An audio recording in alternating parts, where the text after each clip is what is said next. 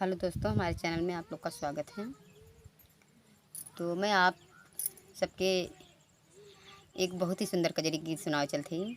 तो आप सुने और कमेंट में ज़रूर बताएं कैसन लाग।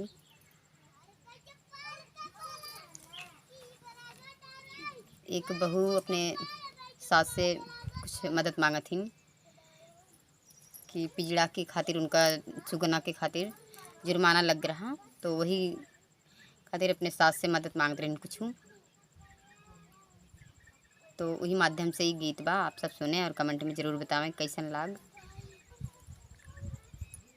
पिजड़ा टांगल खयर के डारी, हरी मोर बान्हल होई है ना। पिजड़ा टांगल खयर के डारी, हरी मोर बान्हल होई है ना।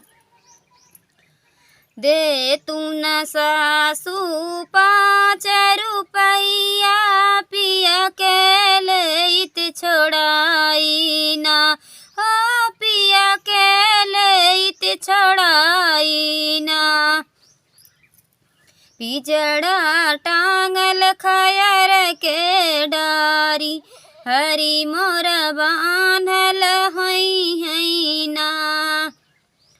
कैसे जाबिउ कोट कचहरी, कैसे करबू सलमियाना।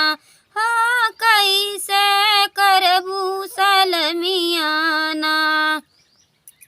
कैसे बोलबू इंग्लिश बोलिया, पिया के लेबू छोड़ाई ना।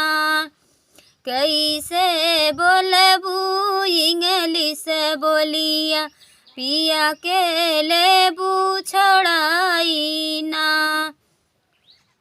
दौड़ के जइबई कोट कचहरी, निहुरी के करब सलमिया ना। हो निहुरी के करब सलमिया ना।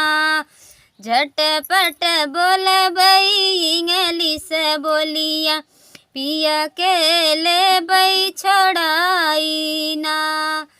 झटपट बोलबई इंग्लिश बोलिया, पिया के लेबई छोड़ाई ना।